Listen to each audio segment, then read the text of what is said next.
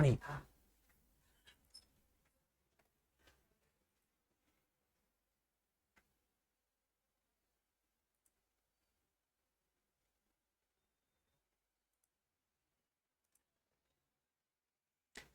નમસ્કાર વિદ્યાર્થી મિત્રો.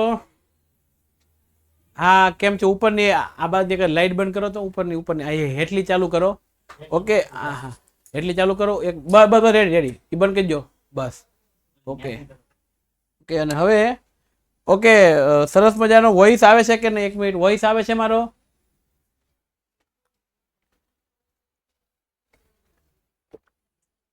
સારું હાલો, વોઇસ આવે છે.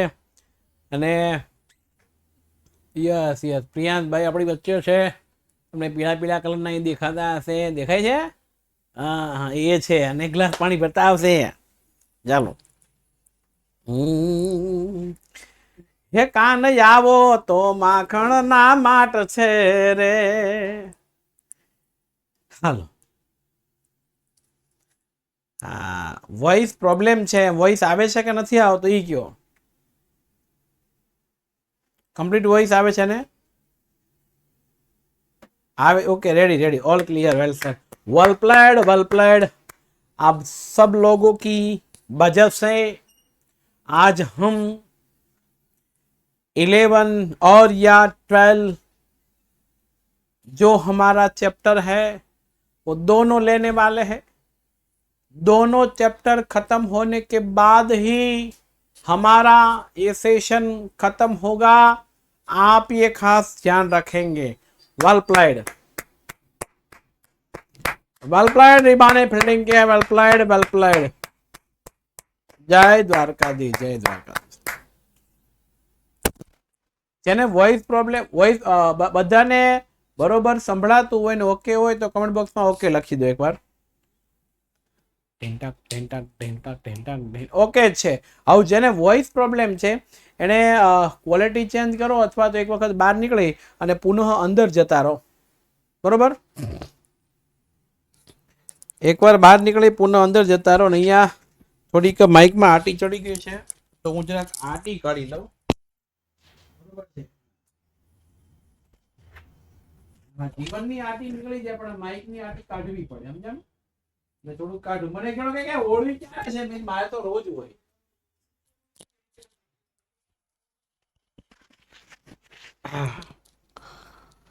અ 22 તારીખથી ભવિષ્યવાણીને બધું આવવા મળશે. Don't worry, B happy. Well played. ચાલીએ હવે સ્ટાર્ટ કરીશું. બહુ સરસ મજાનું અને આપણને ગમતું એવું અગત્યના ચેપ્ટર વિશેની ચર્ચાઓ આપણે ચાલુ કરશું. પ્રકરણ નંબર 11. ગઈકાલે આની વાત કરી હતી કે ભાઈ આ જે ચેપ્ટર છે એ ચેપ્ટર આપણને કઈ રીતના કેમ પરીક્ષામાં મદદરૂપ થાય છે અને એ આપણે મૂકી અને પાછા આવ્યા હતા. તો અહીંયા આપણે જોશું પ્રકરણ નંબર 11 ભારતનું ન્યાયતંત્ર.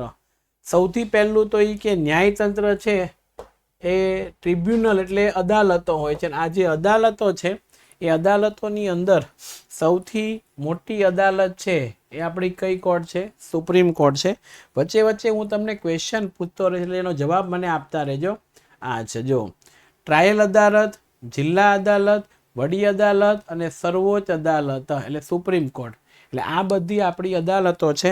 અને આ જે અદાલતો છે એ અદાલતો મોટા ભાગે બધું જ પ્રકારનું કાર્ય કરે છે. રેડી? એમાં સૌથી ઉપલા કક્ષાની જો અદાલત હોય તો એ કઈ છે? કોઈ કહે છે સૌથી ઉપરની અદાલત હોય તો એ કઈ છે? જેને આપણે સૌથી મોટી અદાલત કહીએ છીએ.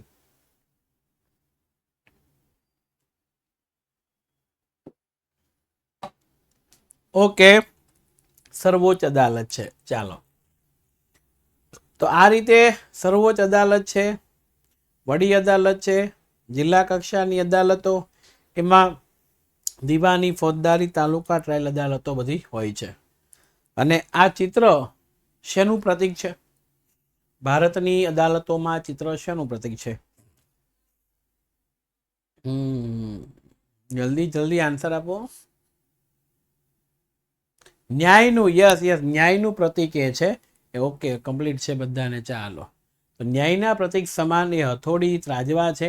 તો ન્યાયતંત્રનું મહત્વ હું માનું ત્યાં સુધી પરીક્ષાની અંદર આ 3 ગુણની અંદર આપણને પૂછાય છે ન્યાયતંત્રનું મહત્વ.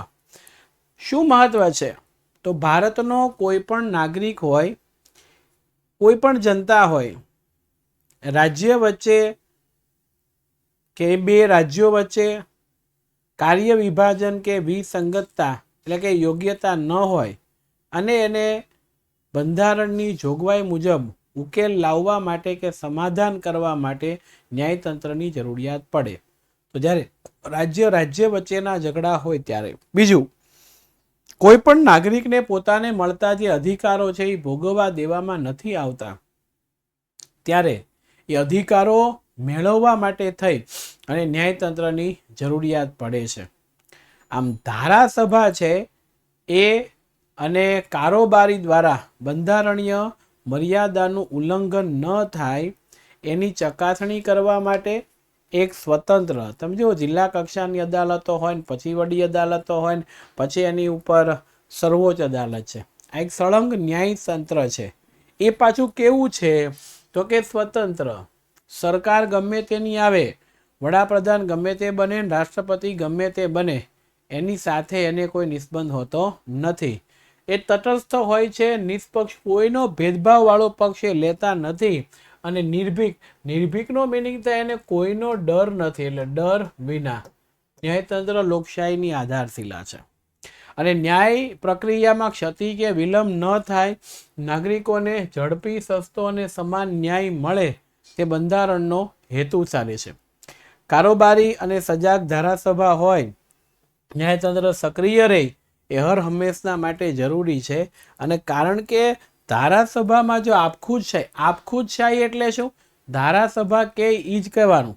ધારાસભા જે કાયદો ઘડે માનવાનો એને આપખુદશાહી કહેવાય. પણ અહીંયા આપખુદશાહી નથી, લોકશાહી છે. એટલે સરકાર કોઈ કાયદો ઘડે છે ધારાસભાનો, તો ન્યાયતંત્ર છે એમાં ફેરફાર કરી શકે છે, એમાં બદલાવ લાવી શકે છે એની મરજી મુજબ. એટલે ન્યાયતંત્રનું ખૂબ મહત્વ આપણે ત્યાં રહ્યું છે. આ બરાબર છે. અદાલતોની તસવીર જે છે એ મેં તમને આપ્યું છે.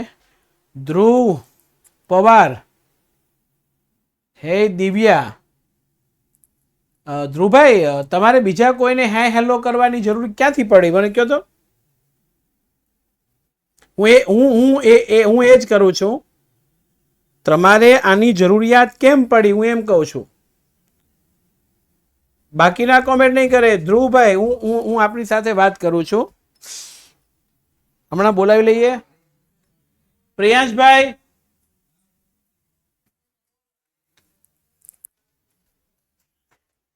ધ્રુવ આ છે ધ્રુવ પવાર, બ્લોક કરો. નો સર સોરી, એવું નહીં, ચાલશે જ નહીં. તમારે કોઈ છોકરી સાથે હાય હેલો કરવાની શું જરૂર છે હું એમ કહું છું. બ્લોક કરી દો બ્લોક. સોરી કેમ સોરી? હું એમ કહું, આટલા બધા વર્ડ્સ બોલું છું, આખો દિવસ આટલું ભણાવું છું, તો ક્યારે હું ગંદી ગાળ બોલ્યો? તો તમારાથી તમારી જ આંગળે ટાઈપ થાય છે, કેમ ખોટું ટાઈપ થાય છે? પછી સોરી કહેવાનું શું કારણ હોઈ શકે? નથી ભણવું આ ચેપ્ટર, તમારે કદાચ એન્યુઅલ એક્ઝામમાં નથી તો પ્લીઝ મહેરબાની કરીને તમે નહીં આવો. જે ચેપ્ટર છે એનું ભણો. અહીંયા મારે તમારે એકના માટે બીજા બધાનું બગાડવાનું? યસ.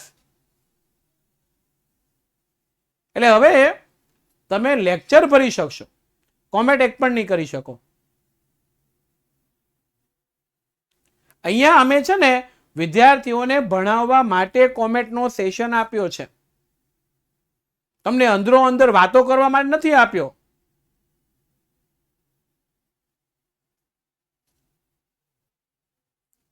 એટલે બી કેરફુલ. ખબરદાર જો કોઈ આમ તેમ કર્યું તો. એ વાલીઓ ફી ભરે છે એ ભણવાની, તમારી ફ્રેન્ડશીપ કરવાની કે કોઈને મજાક કરવાની કે કોઈની સાથે વાતો અંદરો અંદર શેર કરવાની ફી નથી ભરતા. હજુ હમણાં હું વાલીને પણ ફોન કરવાનો છું. એટલે આજનો દિવસ તમારી કોમેન્ટ થશે, કાલથી કે આના પછીના લેક્ચરથી બંધ થઈ જશે.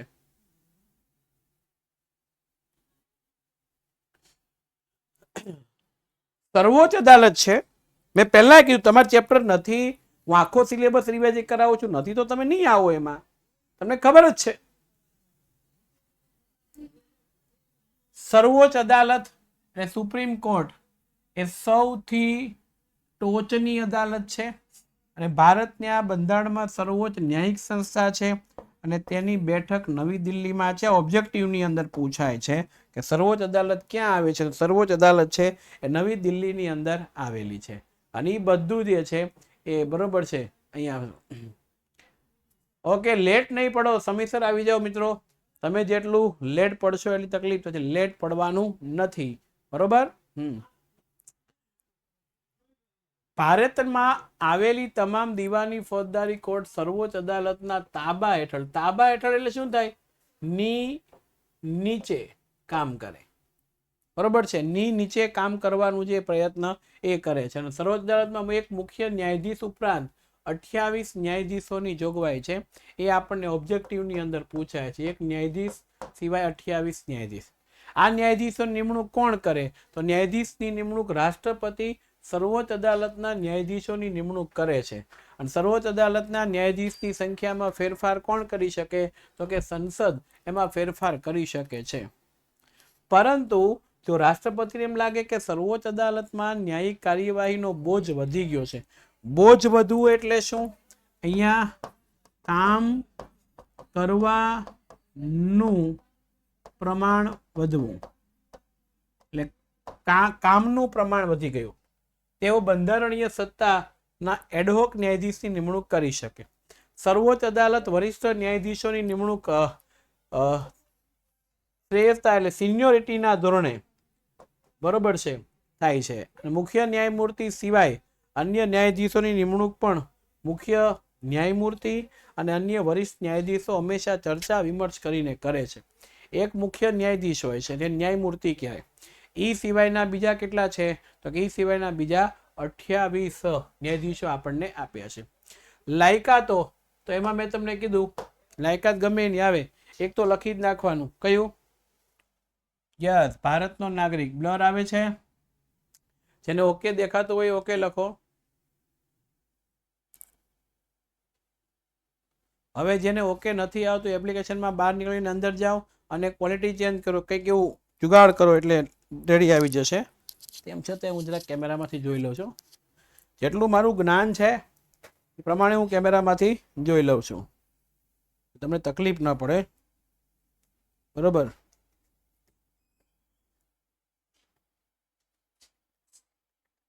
એક જ મેરો છોકરાઓ.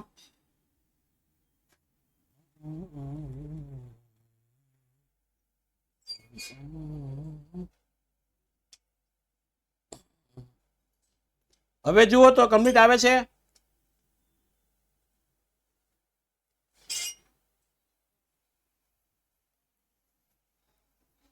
આવે છે કમ્પ્લીટ? જુઓ તો.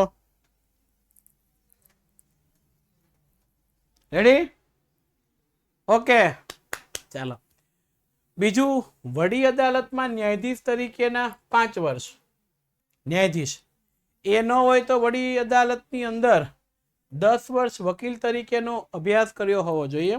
રાષ્ટ્રપતિ મુજબ નામાંકિત એટલે જાણીતા ન્યાયવિદ કે પ્રસિદ્ધ કાયદાશાસ્ત્રી હોવા જોઈએ અને 65 વર્ષની વર્ષ કરતાં તે વધુ ઉંમર ધરાવતી. એટલે જો બધા આમ તો 58 વર્ષે નિવૃત્ત થાય, પણ જે આપણા વડી અદાલત સર્વોચ્ચ અદાલત છે એમના ન્યાયાધીશ સર્વોચ્ચ અદાલતના ન્યાયાધીશ છે એ 65 વર્ષની ઉંમરે નિવૃત્ત થાય છે. એટલે આપણને પૂછાય છે સર્વોચ્ચ અદાલતના ન્યાયાધીશ હોદ્દા ઉપર ક્યાં? તો કે એક તો 65 વર્ષ સુધી હોદ્દા ઉપર રહી શકે, એટલે આ એક ફિક્સ થઈ ગયું, બરોબર. નિવૃત્ત થયા પછી તેઓ કોઈ પણ અદાલતમાં વકીલાત કરી શકતા નથી, પરંતુ અસાધારણ સંજોગો કે પ્રસંગોમાં તપાસ માટે જો કોઈ તપાસ પંચ ક્યાંય નીમવામાં આવે તો એની કામગીરી એ કરી શકે છે. અને એમની નિવૃત્તિની મુદત જે 65 વર્ષની છે એ પહેલા, બરોબર છે, એ પહેલા પોતાની ફરજો અદા કરવા માટે જો અશક્તિમાન થાય, એટલે શક્તિમાન ન હોય, કાર્યરત એનામાં શક્તિ ન હોય કામ કરવાની, અશક્ત થઈ ગયા હોય તો, કે એની ગેરવર્તણૂક હોય, તો એની પહેલા જ્યારે એને હોદ્દા ઉપરથી ઉતારવાના હોય તો મહાભિયોગની કાર્યવાહી કરી અને સર્વોચ્ચ અદાલતના ન્યાયાધીશને ઉતારી શકાય છે. એટલે એ આપણને પરીક્ષામાં પૂછાતું હોય છે. તો આ ન્યાયાધીશ છે એ સર્વોચ્ચ અદાલતના છે અને એમાં મહાભિયોગ જે કાર્યવાહી કરવાની છે એમાં કુલ સભ્યની સંખ્યામાં, બહુમતીમાં અને ગૃહમાં હાજર રહીને ઓછામાં ઓછા 2/3 ટેકાવાળું નિવેદન રાષ્ટ્રપતિ જે તે સત્રમાં રજૂ કરાયેલું હોય તો રાષ્ટ્રપતિના હુકમના આધારે હોદ્દા પરથી દૂર કરી શકાય. બીજું, સંસદના ગેરવર્તન અંગે નિવેદન રજૂ કરવા માટે એમની તપાસ કાર્યવાહી તેમજ સાબિતી માટેની કાર્યવાહીનું નિયમન કરશે. આમાં સંબંધિત અધિકારી જે ન્યાયાધીશો છે એ સંસદની હાજરીમાં રહીને પોતાની બચાવ કામગીરી, જો ન્યાયાધીશો હોય એને મહાભિયોગથી દૂર કરે છે તો પોતેની બચાવ કામગીરીમાં પોતાનું નિર્ણય આપી શકે, બધાની ચર્ચાઓ કરે છે. સમાજમાં 2 માર્ક્સના, 3 માર્ક્સના અને 4 માર્ક્સના સવાલમાં કેટલા પોઈન્ટ લખવા એ કન્ફ્યુઝન દૂર કરી દેવું. આ ગઈકાલના લેક્ચરમાં જ મેં જવાબ આપ્યો છે. તમને એવું કીધું હોય 4 માર્ક્સનો સવાલ હોય અને એમ કે સર્વોચ્ચ અદાલતના ન્યાયાધીશની લાયકાત જણાવો, તો તમે કેટલા પોઈન્ટ લખો?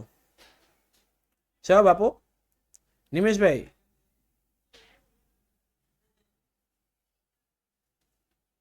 હા ચાલો, 5, 6 ને 8 ને બધું તમે આપ્યું છે.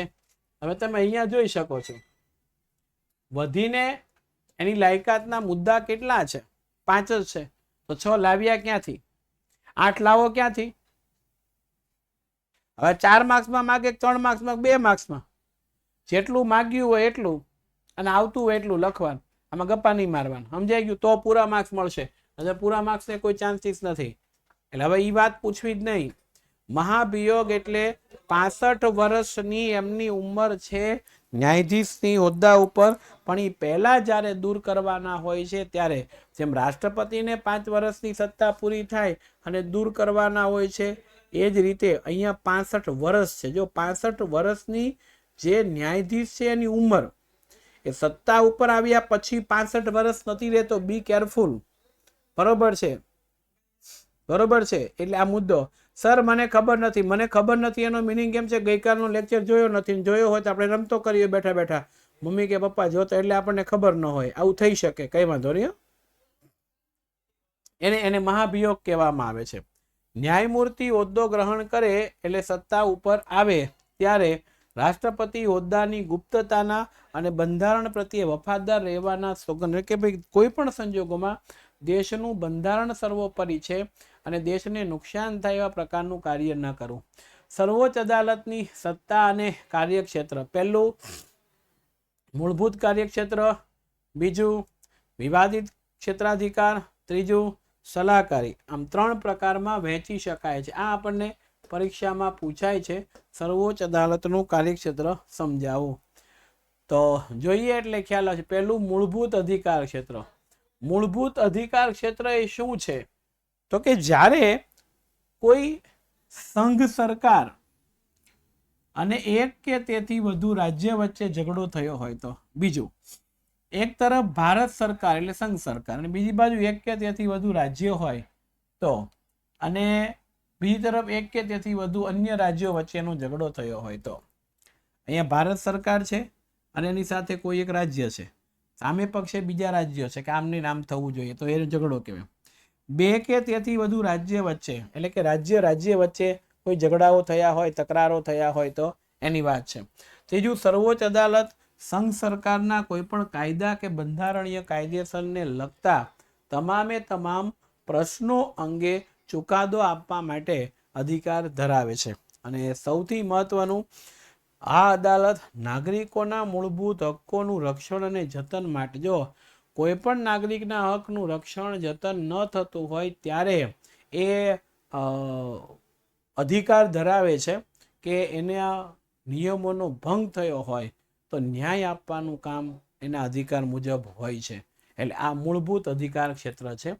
3 માર્ક્સની અંદર પૂછાય.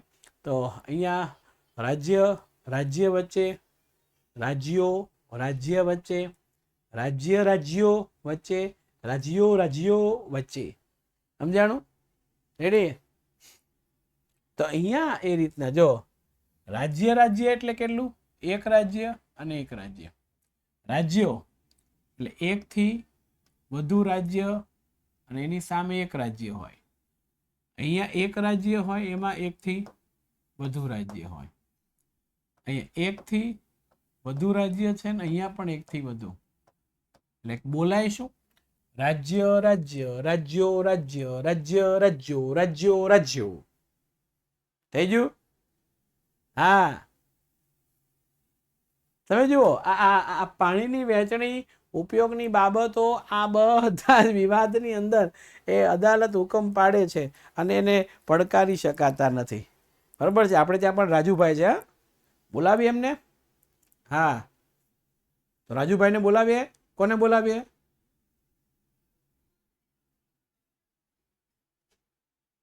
કોને બોલાવીએ? પણ હા, બોલાવે એટલે કેટલા બધા છે? હા, ઓકે, રાજુભાઈને બોલાવો. ચાલો રાજુભાઈને બોલાવીએ. રાજુભાઈને બોલાવી લઈએ. હા, રાજુભાઈ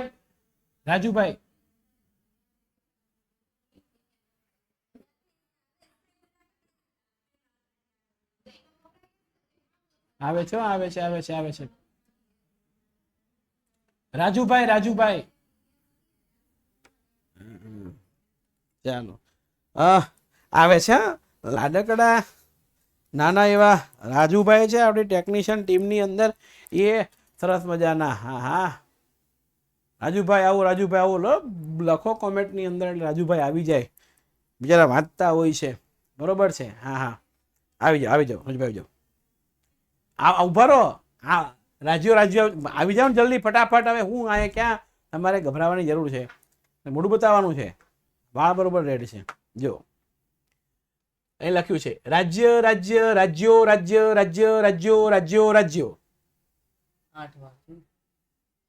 હું જો કેવું છે?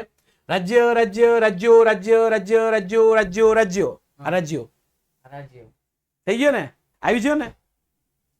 ઓળખે છે મને? એટલે તો રાજ્યો થયું, એમાં તો બોલાવ્યો રાજ્યો. હા ભાઈ, એમને થોડું આમંત્રણ હોય. સિંહનું ટોળું ન હોય ને ભાઈ. હા, માનીતી હાટું કડલા લાયો, મારી હાટું કાઈ ના લાયો, મફતીએ મને માયા લગાડી. આ બધા હાટું રાજુ લાયો છે. બરોબર? હા, એટલે સરસ મજાનું રાજ્યો થઈ ગયું છે. રેડી? રાજુભાઈ, આવવા બદલ ખૂબ ખૂબ આભાર. હવે તમે કામ કરતા રહેજો. વળી પાછું આપણે ભવિષ્યવાણીના સેશનમાં તમને મારી સાથે રાખવા છે. બરોબર છે? આજે નહીં, આ તો 9મા 11મા ની થાય ને ત્યારે. હા, એટલે અહીંયા આવો સાહિલભાઈ. જો કેવું થયું અહીંયા? હાલો, મજા આવી ગઈ. અરે આમ જો, તમે ઉભા રહેજો. જોજો, રાજ્યો. આપણો રાજ્યો. રાજ્યો થયું ને? રાજ્યો થયું ને? છોકરા કમેન્ટ કરી કે રાજુભાઈ બોલાવો. રાજુભાઈ ફેમસ છે ભાઈ. ફોટા કે લાની રે પડાવતા હતા. હા, એમને આજે વાહ. સેલ્ફી લે લે બેટા રે. ટૂંકમાં આની આરે સેલ્ફી લઈ લેવા જેવું છે. ભવિષ્યમાં મોટો કલાકાર બને, સુપરસ્ટાર સેવસ્ટાર થઈ જશે તો આપણો વારો આવશે નહીં. ઓકે? હા, ચલો. વોઇસ બરોબર આવતો હોય તો ઓકે લખો. વોઇસ નથી આવતો તો ક્વોલિટી હાઈ ચેન્જ કરો. High change. બિગ ફેન કહે છે. ઓકે, બિગ ફેન છે ને? જે લોકો સુરતમાં રહેતા હોય ને એક્ઝામ પછી રાજુભાઈને મળવા એકવાર જોરદાર આવજો. ચોક્કસ ફોન કરીને આવજો. રાજુભાઈની સાથે ફોટોગ્રાફ્સ લઈશું.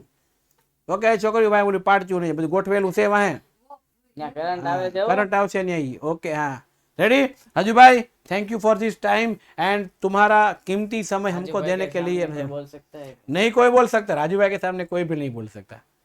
राजू भाई थोड़ी बॉडी વધારે ને ઓલા ભાઈ ઊંચકી ના મેઠી નાખી દીધી એટલે મને થોડું છોકરો છો બોડી ની હા કઈ નહીં નાનું બાળ છે હા રાજુ મારો પારણીએ ઝૂલે રે એટલે બધું ઝૂલતો નથી હું ઝૂલાવ ઓકે તો વાંધો નહીં હા સરસ ચાલો okay thank you for the તો વાત એ હતી વિવાદિત અધિકાર ક્ષેત્ર છે એની અંદર એક રાજ્યથી બીજું રાજ્ય એક રાજ્યો અને બીજું રાજ્ય એક રાજ્ય અને બીજું રાજ્યો એક રાજ્યો અને બીજું રાજ્યો થઈ ગયું રેડી ઈ વચ્ચેનું જે વિવાદિત હોય છે ત્યારે વટ હુકમ અદાલત બહાર પાડી શકે છે અને પાણી ન્યાયતંત્ર ટ્રિબ્યુનલ એનો ચુકાદો આપે છે અને ચુકાદા મુજબ એ કામ થાય છે બરોબર છે રેડી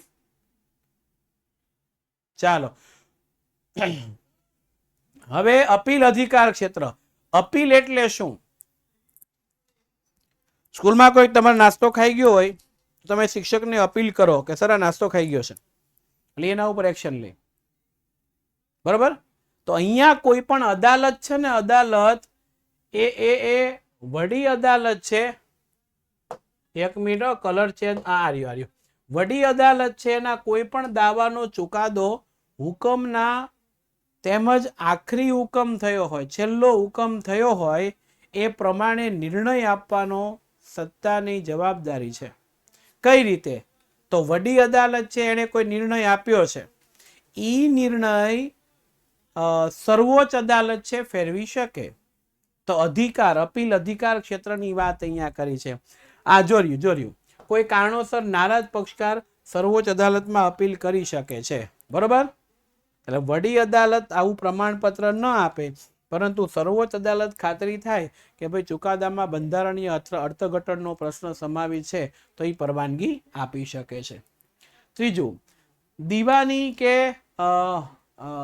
કેસોમાં દીવાની ને ફોજદારી બે દાવા હોય છે તો એ બંને કેસોની અંદર વડી અદાલત છે એના વિરુદ્ધની અંદર કોઈ પણ આવું થાય તો સર્વોચ્ચ અદાલત જો નીચલી અદાલતોએ આપેલી કોઈ પણ સજામાં ફેરફાર કરવાની ચુકાદો બદલી રાખવાની બરોબર છે આ બધી જ વસ્તુ છે એ એના અનુસંધાનમાં સર્વોચ્ચ અદાલત બદલી શકે વડી અદાલતે પણ આપ્યું હોય કે તાબાની અદાલતે હોય ફોજદારી કે દીવાની દામાં એ ફેરફાર કરી શકે એનો અધિકાર ક્ષેત્ર છે સર તમારી આઈએમપી માંથી આખું પેપર આવ્યું હા પ્રશ્ન છે લઈ લઉં મેં તમને આઈએમપી આપી નથી હજી સુધી તો તમારું પેપર ગયું ક્યાં પહેલું તો એ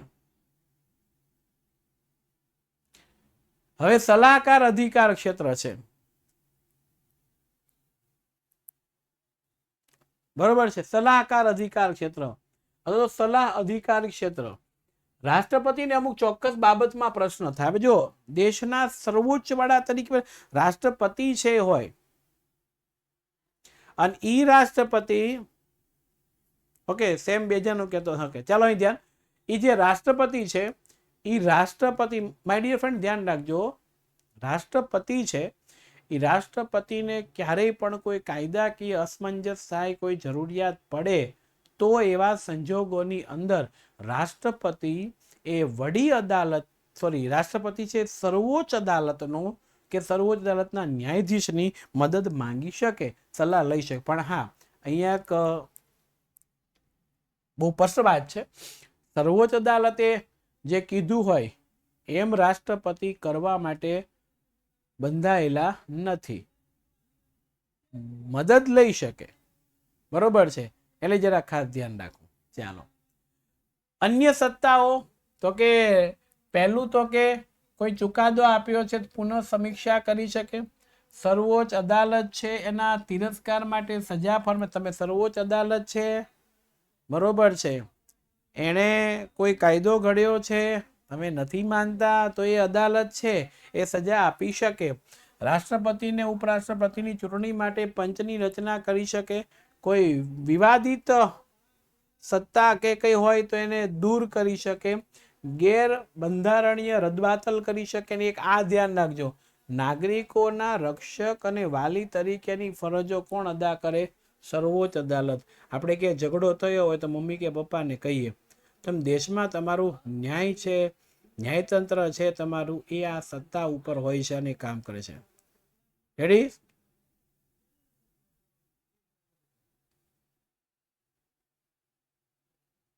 હવે સોલ્યુશન ન આવે તો ટેકનિશિયન ટીમ છે ને એનો નંબર હશે 992445 એવું કઈ છે એ કોઈ લખી દો અને એના ઉપર ફોન કરો એટલે થઈ જશે ચાલો નજીરી અદાલત 992445 400 નજીરી અદાલત કોર્ટ્સ ઓફ રેકોર્ડ આ આપણને પરીક્ષાની અંદર 2 ગુણમાં પૂછાય છે એવો અગત્યનો સવાલ છે. કોર્ટ્સ ઓફ રેકોર્ડ એટલે કોઈ અલગ અદાલત નથી, પરંતુ બધી જ અદાલતોએ કોઈ પણ ચુકાદા આપ્યા હોય તો એ ચુકાદાનું નિર્ણય શું આવ્યો છે એ સાચવીને રાખવું પડે લેખિત સ્વરૂપની અંદર, જેથી બીજી વખત કોઈ એવી ઘટના બને તો એ ઘટના બની હોય તો અનુસાર ચુકાદો આપી શકાય. એટલે એને કોર્ટ્સ ઓફ રેકોર્ડ કે નજીરી અદાલત કહેવાય છે. વડી અદાલત, હવે તમને ખબર છે શરૂઆતમાં મેં તમને પિરામિડ બતાવ્યું. પિરામિડ આકારની ન્યાયતંત્રની પ્રણાલી છે. 2 અથવા તો વધુ રાજ્ય માટે સામાન્ય રીતે વડી અદાલત, આમ તો એક રાજ્ય માટે એક હોય, પણ અહીંયા મણિપુર, અહીંયા જો, હા, ભારતમાં પંજાબ, હરિયાણા અને ચંદીગઢ આ રાજ્ય વચ્ચે એક જ વડી અદાલત છે. આપણા ગુજરાતમાં તો પર્સનલી છે. તો એક રાજ્ય માટે અથવા તો 2 કે તેથી વધારે રાજ્યો માટે હોય છે. જ્યારે મણિપુર, મેઘાલય, નાગાલેન્ડ, ત્રિપુરા, મિઝોરમ ને અરુણાચલ પ્રદેશ 7 સિસ્ટર, બરોબર છે, તો ની અદાલત ક્યાં? તો કે આસામની. આસામની વડી અદાલતનો હુકુમત મણિપુર, મેઘાલય, નાગાલેન્ડ, ત્રિપુરા અને મિઝોરમ ને અરુણાચલ પ્રદેશનો છે. બધા વચ્ચે એક અદાલત આપવામાં આવેલી હોય જે કામ કરતી હોય છે. હવે આની રચના કઈ રીતને થાય? તો વડી અદાલતના મુખ્ય ન્યાયાધીશ જે હોય છે એમની નિમણૂક રાષ્ટ્રપતિ, સર્વોચ્ચ અદાલતના વરિષ્ઠ ન્યાયાધીશ તથા સંબંધિત રાજ્યના રાજ્યપાલ સાથે ચર્ચા વિચારણા કરીને કરે છે. અને અન્ય 7 સિસ્ટર એટલે શું? આખું વર્ષ વયું ગયું, ઇતિહાસનું ચેપ્ટર પૂરું થઈ ગયું, અને જો તમને 7 સિસ્ટર્સની ખબર ન હોય, રિવિઝનમાં પણ એ આવી ગયું, તો સમજવું કે તમે ભણતા નથી, માત્ર પાઠ્યપુસ્તકોનો ખર્ચ કરો છો ને સમય વેડફો છો. જોજો હું તમને કહું, ભાઈ 7 સિસ્ટર છે એ કોને કહેવાય ને એમાં કોણ આવે? જરા લખો તો. રેડી? લખી દો એટલે જરા ખ્યાલ આવી જાય. જે લોકો બરોબર છે એ લોકોને ખ્યાલ આવે છે, અને જે જવાબ આપે છે એમને ખ્યાલ આવી જાય કે એનો જવાબ સાચો છે ખોટો. પછી હું કહું લખો, ત્યાં થોડુંક લઈ લઉં. આની રચના એ રાષ્ટ્રપતિ, સર્વોચ્ચ અદાલતના વરિષ્ઠ ન્યાયાધીશ સાથે કામગીરીઓ કરે છે. અન્ય ન્યાયાધીશોની નિમણૂક વડી અદાલતના મુખ્ય ન્યાયમૂર્તિ સાથે એટલે ન્યાયાધીશ સાથે ચર્ચા વિચારણા કરીને કરે છે. રાષ્ટ્રપતિ એટલે વડાપ્રધાન ને પ્રધાનમંડળની સલાહ અનુસાર વર્તનાર વ્યક્તિ છે એ અભિપ્રેત છે. તેથી વડાપ્રધાન ને મુખ્યમંત્રીની સાથે ચર્ચા વિચારણા કર્યા પછી વડી અદાલતના ન્યાયાધીશની નિમણૂક કરે છે. ઓકે. અને વડી અદાલતના ન્યાયાધીશોની મુદ્દત 62. રાષ્ટ્રપતિને સંબોધી અને તે રાજીનામું આપે છે. ઓબ્જેક્ટિવમાં પૂછાય છે. ચાલો, જવાબ મળી ગયો. 7 રાજ્યો જે છે એ 7 રાજ્યોનો સમૂહ એ 7 સિસ્ટર છે.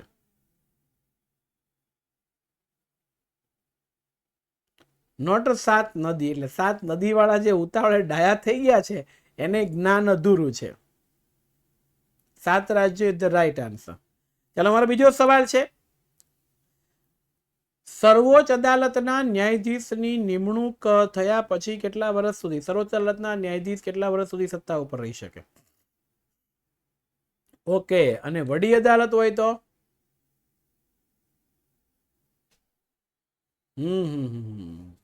આ બેમાં ડિફરન્ટ છે, એટલે જરા ધ્યાનમાં રાખવું.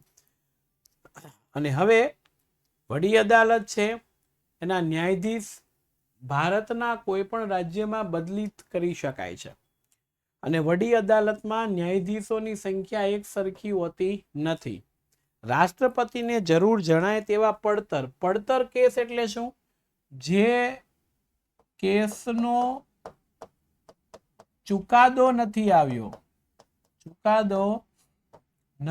આવ્યો એને કહેવાય પડતર. અને કામકાજના બોજને ધ્યાનમાં રાખીને 2 વર્ષની મુદ્દત માટે એડવોક એટલે શું થાય? અમુક ચોક્કસ સમય માટે જેની નિમણૂક થાય છે ને એને કહેવામાં આવે છે એડવોક. એ હાઈકોર્ટના ન્યાયાધીશોની નિમણૂક કરે છે. સર્વોચ્ચ અદાલત ને વડી અદાલતનું કામકાજ મોટાભાગે અંગ્રેજી ભાષાની અંદર થાય છે.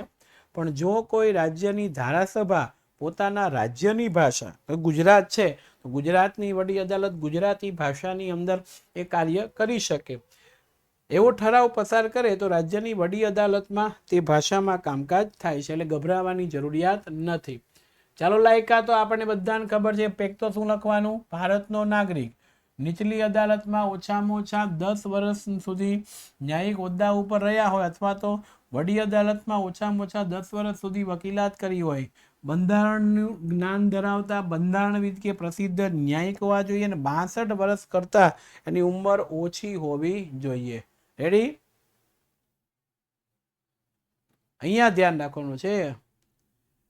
વડી અદાલતના ન્યાયાધીશ તરીકે નિમેલી વ્યક્તિ હોદ્દો ધારણ કરતા પહેલા રાજ્યના રાજ્યપાલ અથવા તો એના સંદર્ભે નિમેલા કોઈ પણ વ્યક્તિ સમક્ષ ગુપ્તતાના શપથ લે છે કે ભાઈ રાષ્ટ્ર માટે એ કામ કરે છે, તો એ કોઈ પણ પ્રકારે કોઈ કાર્યક્ષેત્રની અંદર જ્યારે પણ સત્તા ઉપર હોય કે સત્તામાંથી છૂટા થાય તો દેશને નુકસાન થાય એવા પ્રકારે ક્યારેય પણ કોઈ દિવસ રાષ્ટ્રને નુકસાન થાય એ રીતે કોઈ માહિતી અંગત કોઈ દુનિયાના બીજા દેશને નહીં આપે, જેની અંગત જરૂરિયાત છે એ પછી. બરોબર છે? રેડી? એટલે આ રીતના છે. હવે જોઈશું આના પણ સેમ અધિકાર છે. આપણને પૂછી શકાય, અગત્યનો સવાલ છે. બરોબર છે? ચાલો હવે જોઈશું એટલે કઈ રીતના આવશે. મૂળભૂત અધિકાર ક્ષેત્ર છે. એટલે મૂળભૂત અધિકાર એટલે કે અહીંયા સરકારે રાજ્યની અંદર ફરમાવેલા કોઈ કાયદાનો ભંગ કરે ત્યારે, બીજું કોઈ મોટી કંપની હોય એને લગતા પ્રશ્ન હોય, લગ્નને છૂટાછેડા ભરણ પોષણને લગતા કેસ હોય, આ સત્તા પણ વડી અદાલતોની હોય છે. અને અદાલતી તિરસ્કારને લગતા, અદાલતી તિરસ્કાર એટલે અદાલતે કોઈ કાયદો કર્યો છે અને એ કાયદાનું માન્યતા નથી રાખતો તો તિરસ્કાર. રેડી? એ અહીંયા આપણને છે.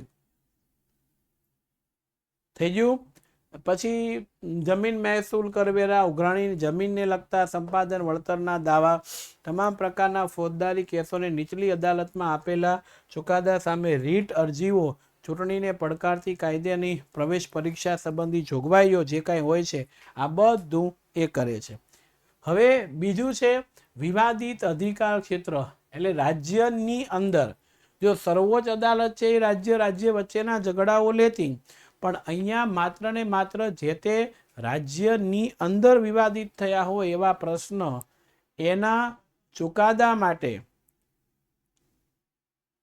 વડી અદાલત કામ કરે છે. ગુજરાતની વડી અદાલત હોય, ગુજરાતની અંદર થયેલા વિવાદ હોય તો ઉકેલ લાવે. સમજ પડે? રેડી? આપણે પાઠ્યપુસ્તક અનુસાર ભણવાનું છે, પાઠ્યપુસ્તક મુજબ જવાબ લખવાનો છે. જજની સંખ્યા આમાં છે, આ તો ઘણા વર્ષો પહેલાનો સિલેબસ છે. બરોબર છે? એટલે આપણે એ ધ્યાન રાખવાનું. એના પગાર ધોરણ ને ભથ્થાન બધું હોય તો વધી ગયું, પણ આપણે તો એ પ્રમાણે જવાબ લખવાનો છે. ઓકે? એટલે વડી અદાલત છે એમાં કોઈ પણ બંધારણને અર્થ પણ દેશના રાજ્યની અંદરનો હોય તો, ગુજરાત રાજ્યની અંદરનો પ્રશ્ન હોય તો એ વડી અદાલત સોલ્વ કરે. પણ ગુજરાત સરકાર અને બીજી કોઈ રાજ્યની સરકાર હોય તો એ અદાલત સર્વોચ્ચ અદાલતમાં જાય. સમજાય છે? એટલે એ બીજું છે. ત્રીજું વહીવટીય અધિકાર ક્ષેત્ર. કેટલો વહીવટ એના હાથની અંદર છે એની વાત કરે છે.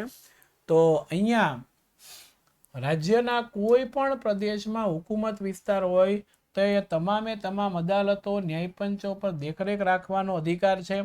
વડી અદાલતોને જરૂર જણાય તો એની પાસેથી કેસ કે પેપર પત્રકો મંગાવવાનો અને કેસ ચલાવવાની સત્તા ધરાવે છે. પોતાના તાબા હેઠળના વ્યવહાર અને કાર્યવાહીના નિયમન કરે છે. હવે જોજો બીજું, કોઈ પણ પ્રકારની ફીના ધોરણો કોષ્ટકની નક્કી કરી શકે. કોષ્ટક એટલે શું? સરકાર કોઈ માન્યો કે રેલવેનું ભાડું હોય કે કોઈ અન્ય ભાડા હોય તેમાં કયા કેટેગરીનું કેટલું ભાડું રાખવું એનું કોષ્ટક બનાવીને વધારો કે ઘટાડો આપી શકે છે. પણ અહીંયા એક નિયમ છે, બંધારણને આધીન એટલે બંધારણમાં રહી અને એને સુસંગત હોવી જોઈએ તો જ થાય. તાબાની અદાલતોએ હિસાબની નોંધ રાખવાનું કાર્ય પણ વડી અદાલત કરે છે. જિલ્લા અદાલત કે અન્ય ટ્રિબ્યુનલો હોય તેનું કામગીરી શું છે, એને શું ચુકાદો આપ્યો છે, આ બધું કામ એ કરે છે. એટલે જ્યારે હિસાબ કિતાબ રાખવાની વાત થઈ, રેકોર્ડ રાખવાની, એટલે વડી અદાલત એક નજીવી અદાલત એટલે કોર્ટ્સ ઓફ રેકોર્ડ તરીકે પણ કામ કરે છે કે કઈ અદાલતમાં કેવા પ્રકારના ચુકાદાઓ દેવામાં આવ્યા છે તે. રાઈટ? એટલે આ મુદ્દો ખાસ ધ્યાન રાખો. ગુજરાતની વડી અદાલત ક્યાં આવેલી છે આપણને ઓબ્જેક્ટિવની અંદર પૂછાય છે. આ તો સરખેજ ગાંધીનગર હાઈવે 16 અમદાવાદ ખાતે આવેલી છે ગુજરાતની વડી અદાલત. હા, ઓબ્જેક્ટિવની અંદર આપણને પૂછાય છે એટલે બધાએ ખાસ ધ્યાન રાખો ઓબ્જેક્ટિવમાં. ચાલો હવે તાબાની અન્ય અદાલતોની વાત કરી છે. સૌથી પહેલા જિલ્લા ન્યાયાધીશ હોય છે. તો જિલ્લાની અંદર આવેલા વ્યક્તિની નિમણૂક કરવામાં આવે જિલ્લા ન્યાયાધીશ તરીકે.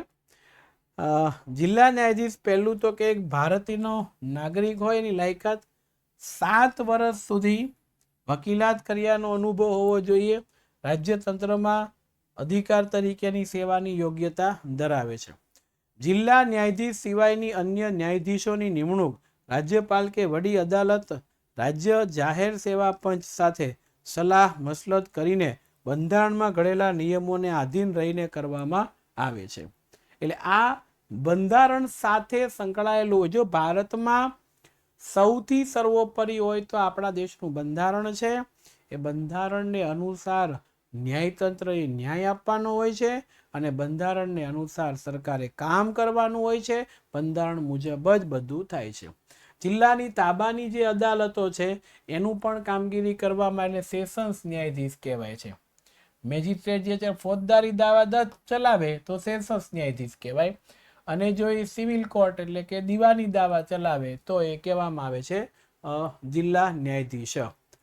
હવે અહીંયા બધા કોર્ટના સિવિલ જજ સરકાર સામેના દાવા હોય, ઉપરાંત લગ્ન, છૂટાછેડા, ભરણ પોષણ, આ બધું હમણાં આપણે ભણી ગયા તે કોઈ પણ પ્રકારના જે દાવા છે એ દાવા નીચેની અદાલતો ચલાવે તેનું બધું ધ્યાન રાખવાની કામગીરી વડી અદાલત કરે છે. ફોજદારી દાવામાં સેશન કોર્ટ ને first class judicial magistrate, second class judicial magistrate court, મામલતદાર, એક્ઝિક્યુટિવ મેજિસ્ટ્રેટ કોર્ટ્સ વગેરે હોય છે. આ કોર્ટ્સના હમણાં એક શોર્ટ લઈને આવવાનો છું, યુટ્યુબ ઉપર હશે એની માહિતી, બરોબર છે? એટલે હું તમને કહીશ કે એમાં શું હોય છે. આ કોર્ટમાં 3 વર્ષ સુધીની કેદથી માંડી 10 વર્ષની કેદની સજા, ₹5,000 કે તેથી વધારે રકમનો દંડ, અને હત્યાના કેસમાં ગુનેગારને મૃત્યુદંડ, ફાંસી, જન્મથી, બરોબર છે, આ બધું કે આજીવન કારાવાસ. કારાવાસ એટલે કેદની સજા, જેલમાં રહેવાની સજા, બરોબર છે. આજીવન જેલમાં રહેવું વગેરે સત્તાઓ એમને ધરાવવાની હોય છે. લોક અદાલત, માય ડિયર ફ્રેન્ડ, જ્યાં જ્યાં અદાલત નથી પહોંચી શકતી ને ઘણી વખત અદાલતની જરૂરિયાત નથી હોતી એવા જગ્યા ઉપર લોક અદાલત છે શરૂ થાય છે. લોક અદાલત શું છે? ગરીબો અને સમાજના નબળા શોષિતોને ઝડપી અને સસ્તો ન્યાય મળે એવા હેતુસર વિલંબ એટલે બહુ વાર ન થાય, ઝડપથી ન્યાય મળી શકે એટલે ગુજરાત સરકારે લોક અદાલતની રચના કરી. લોક અદાલત એટલે કાનૂની સેવા સત્તા મંડળ અમદાવાદ ઉપક્રમે મફત કાનૂની સહાય અને માર્ગદર્શન કેન્દ્ર પણ ચલાવવામાં આવે છે, બરોબર છે. અને લોક અદાલત રજાના દિવસોમાં કે રવિવારે પણ પ્રત્યક્ષ સંમતિથી સ્વૈચ્છિક ધોરણે જિલ્લામાં તાલુકા મથકે યોજાય છે. અને લોક અદાલતમાં મુખ્યત્વે મોટર વાહન અકસ્માત હોય, વળતર, લગ્ન વિચ્છેદ એટલે છૂટાછેડા, ભરણ પોષણ, સામાન્ય લેણું હોય, ખાનગી ફરિયાદો, પોલીસ ફરિયાદો અંગેની હોય છે. આમાં કોઈ મોટી અદાલતો સુધી જવાની જરૂરિયાત ન પડે, ઓછા ખર્ચમાં તમારા સમયમાં સારો ન્યાય મળી શકે એટલે લોક અદાલત છે નિમણૂક કરવામાં આવેલી હોય છે. લોક અદાલતમાં કોણ હોય? વકીલો તો હોય, પણ એ વકીલો સિવાય સામાજિક કાર્યકરો, કેળવણીકારો, પ્રતિષ્ઠિત નાગરિકો, ઉદ્યોગપતિઓ, અધિકારીઓ, પોલીસ, વીમા કંપનીના મોટા અધિકારીઓ, ન્યાયાધીશો, બરોબર છે, આ બધા એમાં હોય. અહીંયા બંને પક્ષકાર વચ્ચે એમને સંતોષ થાય એવી રીતે કાયમિક શાંતિ સુલે લાવવાનો પ્રયત્ન કરે છે. લોક અદાલતમાં ફાયદો શું? એક તો નાણાંનો, સમયનો બચાવ થાય, વર્ષોથી અટવાયેલા કેસ છે ઝડપથી નિવારણ થાય, અને આ ચુકાદાને કાનૂની પીઠબળ પૂરું પાડવામાં આવે એટલે લોકની અંદર આ લોક અદાલત આકર્ષણનું કેન્દ્ર છે. બરોબર, ઝડપથી ન્યાય મળે છે. એટલે હવે ન્યાયતંત્રની સ્વતંત્રતા પરીક્ષાની અંદર આ ટૂંકનો પૂછાય છે 3 ગુણમાં. કાલે આપણે ભણતા હતા તેનું વિશિષ્ટતા આપ્યું છે. પહેલું તો કે કોઈ પણ પ્રકારે ન્યાયતંત્ર છે એ સ્વતંત્ર છે, તટસ્થ છે, નિર્ભીક, એટલે એને કોઈનો ડર રાખવાની જરૂરિયાત નથી. અને ન્યાયતંત્ર હોય ને એને કોઈ પણ સરકાર પ્રત્યે પક્ષપાતી વલણ રાખવાનું નથી. કોઈ પણ પ્રકારે ન્યાયાધીશોની નિમણૂક સંબંધિત ધોરણો, નિમણૂકની પ્રક્રિયા, પગાર ભથ્થા, બદલી, બઢતી વગેરેની સ્થાપિત વિધિ અનુસાર બંધારણીય જોગવાઈને આધીન થાય છે. જો આ એક સ્વતંત્રતા છે. બંધારણની અંદર જે જોગવાઈ છે, બંધારણની અંદર જે કાયદો બનાવ્યો છે એ મુજબ બધું કામ થાય છે. તેમને ચોક્કસ મુદત માટે નિમણૂક કરવા, મનસ્વીપણે રાજકીય પ્રભાવ હેઠળ કારોબારી કોઈ ન્યાયાધીશને હોદ્દા પરથી દો. મનસ્વી એટલે પોતાની ઈચ્છાપણે, પોતાની ઈચ્છા મુજબ કોઈ ધારાસભ્ય છે, કારોબારી સભ્ય છે, એને સત્તા ઉપરથી દૂર કરી શકે નહીં. ઓકે, એટલે આ જરા ધ્યાન રાખવાનું છે. અને તેમના પગાર ભથ્થા, નોકરીની શરતો, બઢતી, બદલી. બઢતી એટલે વકીલ હોય તો એને ન્યાયાધીશ બનાવવામાં આવે તેને બઢતી કહેવામાં આવે છે. બરોબર છે. બદલી એટલે બીજી જગ્યાએ ટ્રાન્સફર. નિવૃત્તિના લાભ, પેન્શન ફંડ, બધી જ બાબતોમાં તેમને નુકસાન થાય, તેમને નુકસાન ન થાય તે રીતે ફેરફાર કરી શકાય, નુકસાન થાય તે રીતે ફેરફાર કરી શકાતો નથી. ક્યારેય પણ નહીં. શરૂ હોદ્દામાં એના ઉપર કોઈ ફેરફાર થશે નહીં. એટલે આ મુદ્દો છે. અને આ બધી જ બાબતો છે ન્યાયાધીશોની ફરજિયાત દરમિયાન જે ન્યાયાધીશ અત્યારે સત્તા ઉપર હોય છે, વડી અદાલત કે સર્વોચ્ચ અદાલતમાં હોય છે, એની ચર્ચા સંસદ એટલે કે લોકસભામાં કે સંસદમાં કે વિધાનસભામાં થઈ શકતી નથી. એના વિરુદ્ધ ટીકા ટિપ્પણી પણ થઈ શકતી નથી. ન્યાયાધીશ નિવૃત્તિ બાદ કોઈ પણ અદાલતમાં વકીલાત કરી શકતા નથી. આ એનો નિયમ છે.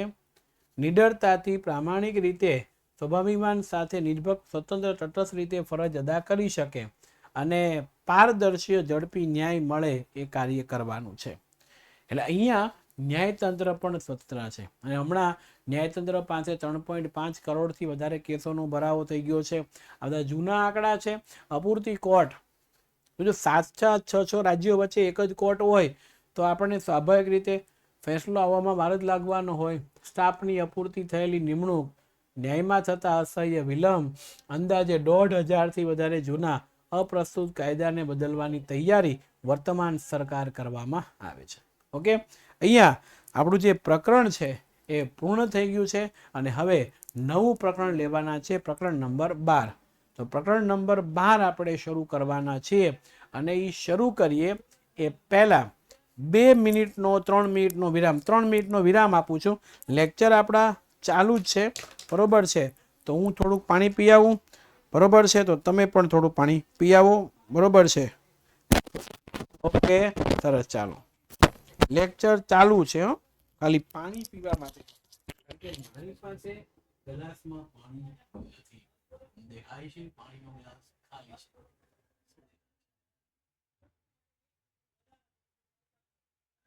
બરોબર, એટલે જરાક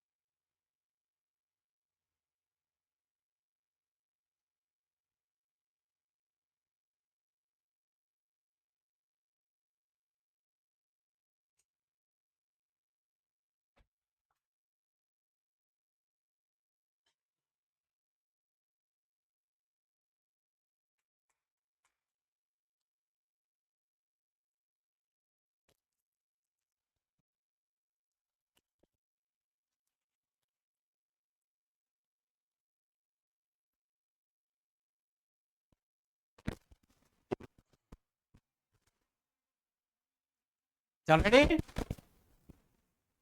પેપર નંબર 12 ભારત લોકશાહી. આપણને બધાને ખબર છે લોકશાહી શું છે, લોકશાહીની જરૂરિયાત શું છે. તો અહીંયા જ હું તમને વાત કરીશ. વિશ્વમાં અનેક દેશોમાં લોકશાહી છે અને લોકશાહીમાં મતદારને પોતાનો મત આપવાનો હોય છે અને ભિન્નતા હોવા છતાં દરેક લોકશાહીમાં મતાધિકાર. જો શાસન વ્યવસ્થામાં ભિન્નતા ભલે હોય, પ્રદેશમાં કોઈ અલગ પક્ષ હોય,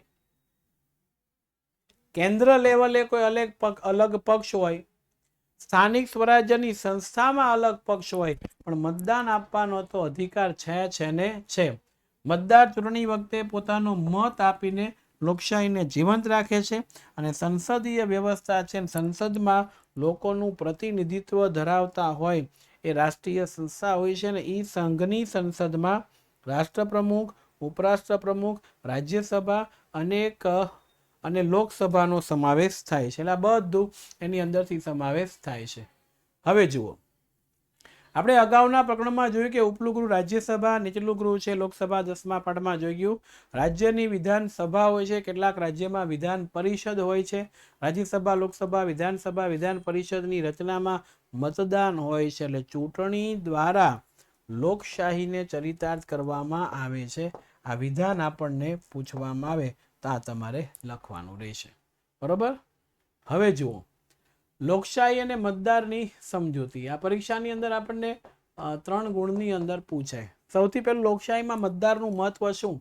તો કે 18 વર્ષ કે તેથી મોટી ઉંમરની વ્યક્તિ છે એ મતદાન કરી શકે. એના માટે મતદાર યાદીમાં નામ નોંધાયેલું હોવું જોઈએ.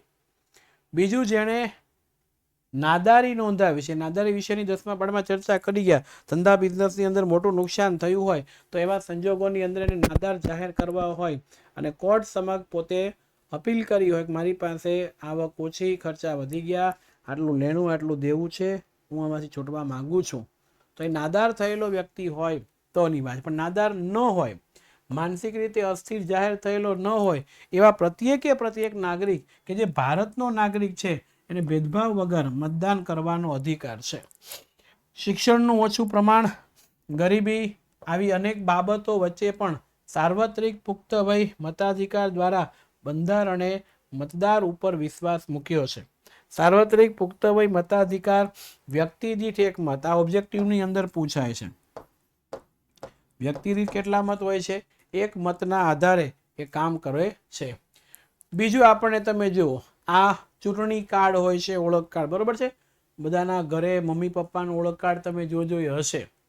એ ચૂંટણી કાર્ડ લઈને જાય એટલે આ મતદાર યાદી હોય એમાં એનું નામ છે કે નહીં તે ચૂંટણી કાર્ડ સાથે મેચ થાય તો કે હા, એ તો એને કયા જગ્યાએથી મતદાન કરવાનું છે એને મંજૂરી મળે છે. તો પોતાની પ્રત્યે ફરજ અદા કરવાની હોય છે.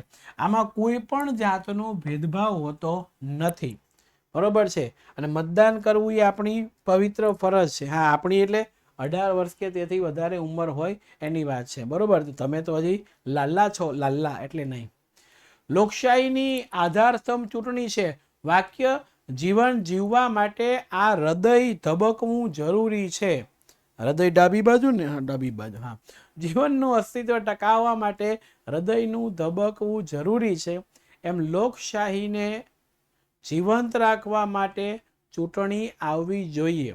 આપણા દેશમાં નિયમ અનુસાર 5 વર્ષ સુધી સત્તા ઉપર રહી 5 વર્ષે ચૂંટણી આવે. તો 5 વર્ષે જે ચૂંટણી આવે છે ત્યારે લોકો મતદાન કરે. જો સારું કામ નહીં કર્યું હોય તો એ પક્ષ છે નીચો આવી જશે, હારી જશે.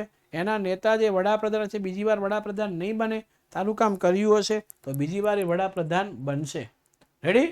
આ બધી વસ્તુઓ અહીંયા આપણને આપવામાં આવે છે. લોકશાહીનો આધાર સ્તંભ કોણ છે? ચૂંટણીઓ છે. ઓબ્જેક્ટિવમાં પૂછાય છે. હવે અહીંયા એક વિધાન આવે છે, ચૂંટણી લોકશાહીની પારાશીશી છે. તો તમારે શરૂઆતથી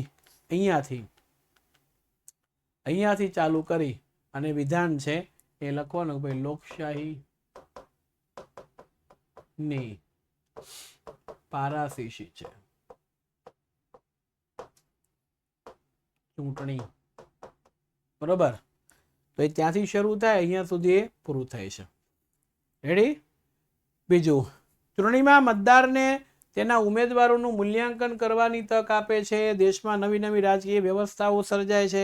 રાજકીય વમળ એટલે વિચારો. તમે જુઓ, ભાજપ આવશે, કોંગ્રેસ આવશે, નવી પાર્ટી આવી હોય આમ આદમી પાર્ટી તો એ આવશે, આપણે કોને મતદાન કરવા, ઘરના સભ્ય, આવું બધું આને વમળ કહેવાય.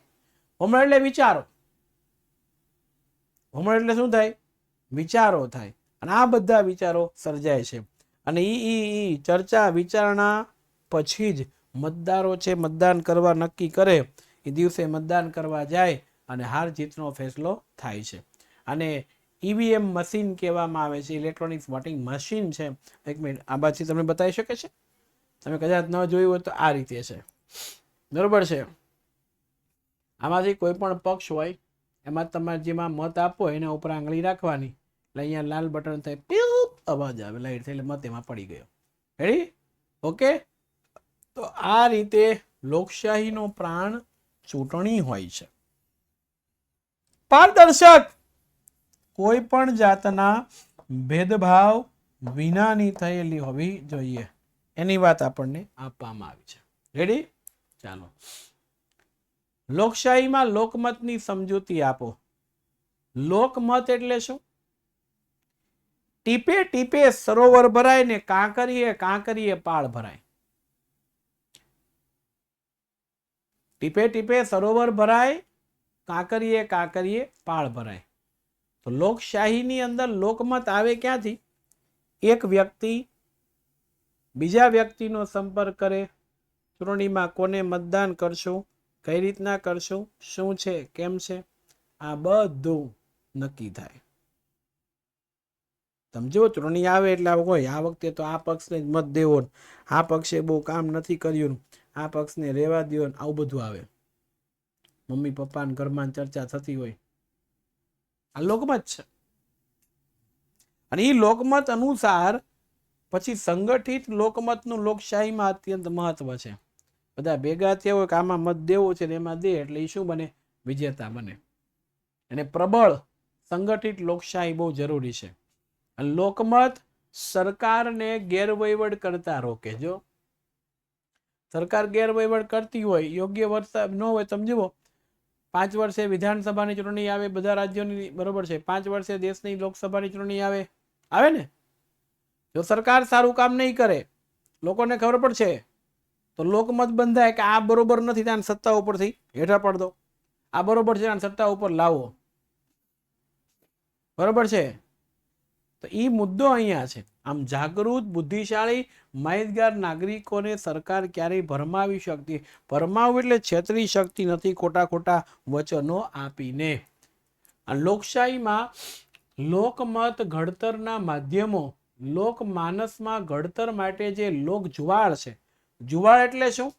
એક સંગઠિત ભેગા થઈને એક મનની અંદર રચાયેલી ઘટના કે આને મત આપવો છે, આપણા વિસ્તારમાં આ કામ કરશે, આ વ્યક્તિ જ હોવો જોઈએ, આ સિવાય બીજા ના.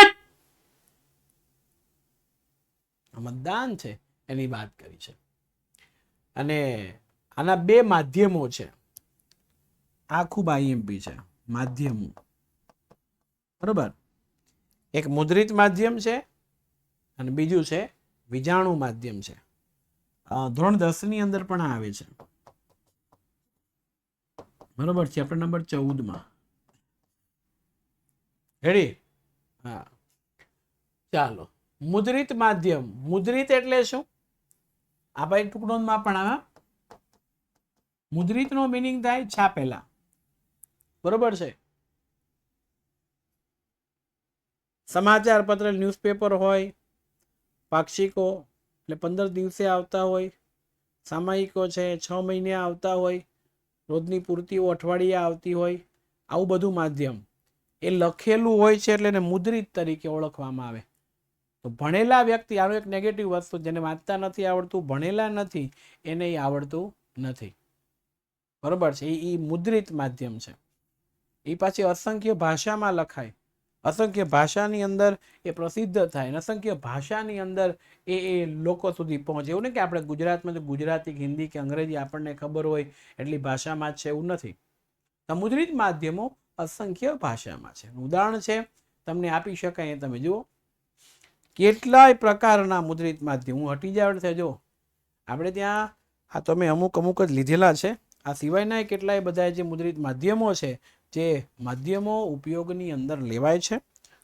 અને આપણી આઝાદી વખતે પણ આ લોકમતના મુદ્રિત માધ્યમો ખૂબ લોકમત લેવા માટે છાપાની અંદર આપણે અંગ્રેજીમાં ન્યૂઝપેપર કે ન્યૂઝપેપરની અંદર છપાઈને આવે, આવું આંદોલન કરવાનું છે, આવું કામ કરવાનું છે, એટલે બધું થવા મળે. રેડી? તો એના દ્વારા જ લોકમત કરાય છે. ન્યૂઝપેપરમાં આવે, આજના પેપરમાં હું વાંચતું તો ભાઈ ચૂંટણીનો ખર્ચ 1.20 લાખ કરોડ રૂપિયા પહોંચવાનો છે. બરોબર, આવું લગભગ ટાઇટલ હતું સંદેશમાં કે ગુજરાતમાં, લગભગ સંદેશમાં હતું. તમે કોઈ વાંચ્યું હોય ખબર હશે. કયા પેપરમાં હતું?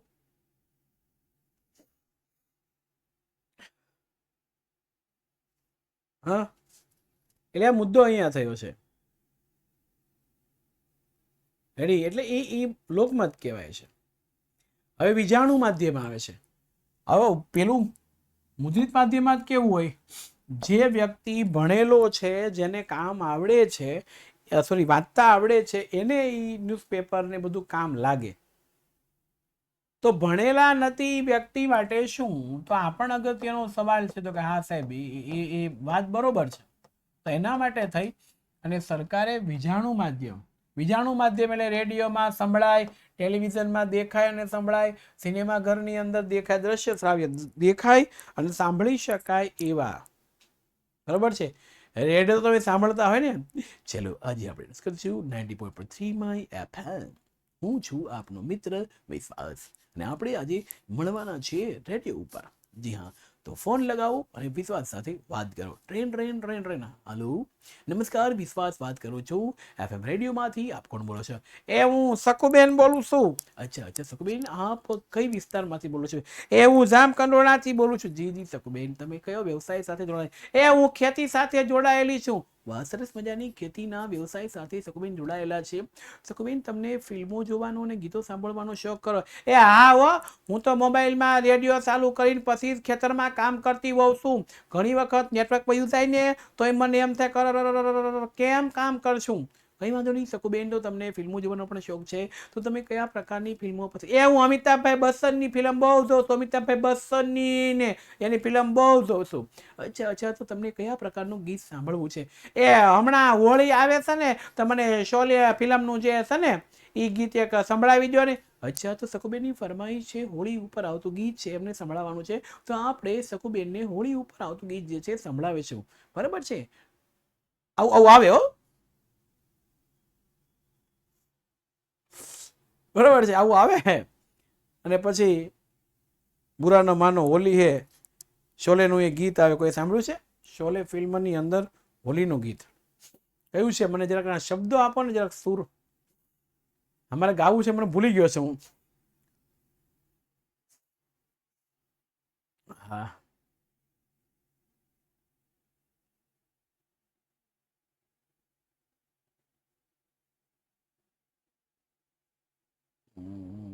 હા, રંગ બરસે છે. ઓ રંગ બરસે ભીગે ચુંદર વાલી, રંગ બરસે. ઓ રંગ બરસે ભીગે ચુંદર વાલી, રંગ બરસે. આવે ને? હા. અને જૂના જમાનામાં દાદાના વખતનું એક ગીત છે.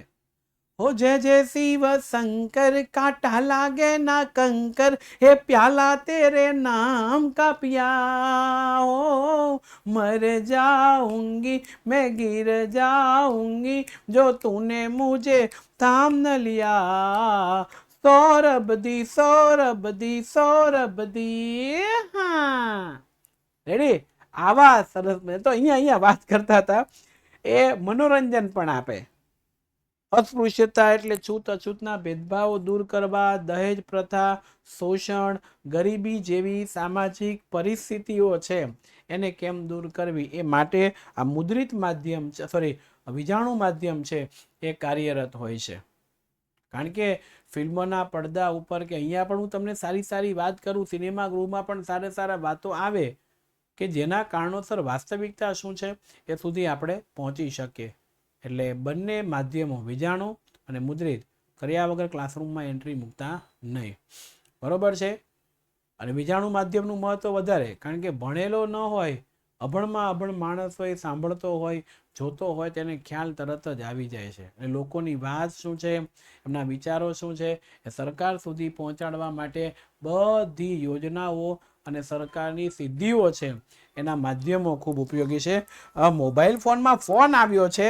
હવે હું એક તો સાયલેન્ટ કરતા ભૂલી જાઉં ને એટલે ફોન આવ્યો છે. એક જ મિનિટ વાત કરી લઉં છું. બરોબર છે. હા.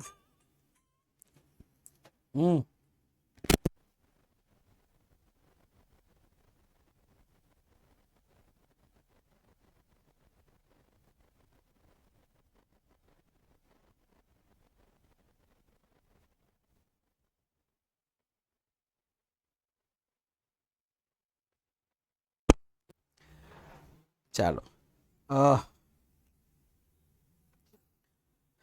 કેટલા વાગે ઘરે આગમન થશે? સરસ મજાનું મને ભાવતું તુરિયા પાત્રાનું શાક બનાવ્યું છે. હા, 9 વાગી જશે એવું મેં કહ્યું છે. તમારે કોઈ તકલીફ નથી ને? ચાલો. હવે એટલે અહીંયા પાછું આ રેડિયો અને વીજાણુ માધ્યમ દૂર દૂર અંતરિયાળ માધ્યમો, જંગલ વિસ્તાર, પહાડી વિસ્તારની અંદર પણ રેડિયો આવતો હોય. ખબર? આપણે ટ્રાવેલિંગ કરીએ તો રેડિયો સ્ટેશન શરૂ થઈ જાય. 4 વ્હીલરોમાં તો ખાસ ગમે ત્યાં જાવ રેડિયો તો આવતો હે. રેડિયો રે રેડિયો રે રેડિયો રે રેડિયો થઈ જાય. એટલે આપણને આપ્યું છે. હવે લોકશાહીના પ્રકારો. ભારત આમ તો 2 પ્રકાર છે. બરોબર છે. પહેલું જે છે સંસદીય લોકશાહી, જે આપણા ભારતની અંદર છે. આ કઈ રીતના આવે? ચૂંટણી દ્વારા આવે. ચૂંટણી નહીં. રેડી? એ તમને ખબર જ છે, ઇન્ડિયામાં રહ્યો છો એટલે. બરોબર છે. હવે ક્યાંક બીજી રીતે પણ હોય છે. શું છે આ? ઢીન ટકતા ટા ટા ટા ઢીન ટકતા ઢીન ટકતા ટા ટા ટા ઢીન ટકતા ઢીન ટકતા ટા ટા ટા ઢીન ટકતા ઢીન ટકતા ટા ટા ટા ઢીન ટકતા. હા, આ સરસ મજાનું પાર્લામેન્ટ ઓફ ઇન્ડિયા, ભારતની સંસદ ભવન છે જૂની. આપણી ચોપડીમાં જૂનીનો ઉલ્લેખ છે. એટલે હવે નવી આવી ગઈ છે. બરોબર છે. હા, એટલે નવીની પણ આપણે ચર્ચા કરીશું. પછી પ્રમુખીય સરકાર, આ આપણે ત્યાં નથી. અમેરિકા જેવા દેશોની અંદર સીધા રાષ્ટ્રપ્રમુખની ચૂંટણી થાય. એમાં વડા કે પ્રધાન કે પાઉં કે એવું કંઈ આવે નહીં, સેવ વડા કે એવું કશું નહીં. બરોબર છે. અહીંયા તો આપણે વડાપ્રધાનની ચૂંટણી થાય, પછી રાષ્ટ્રપતિની ચૂંટણી થાય, ઉપરા આમાં એવું નહીં. અહીંયા તો સીધી એટલે પ્રમુખીય સરકાર કહેવાય અમેરિકાની અંદર જે છે તે. ઓકે, ચાલો. લોકશાહીમાં ચૂંટણી તંત્રની સમજૂતી આપો. 3 માર્ક્સનો અગત્યનો સવાલ છે. પણ થોડુંક હાલ છે, આપણે વાંધો નથી ને? કોઈ છે ને લેક્ચર? કોઈ લેક્ચર નહીં ને? બસ. ઓહા ના, 8:15 છે ને ત્યાં તો હું પૂરું કરી દઈશ પેલા. ઓહો લેમડે રમે લેમચમાં વાગ્યા રે મારા ઢોલીના ઢોલ, વાગ્યા રે મારા ઢોલીના ઢોલ.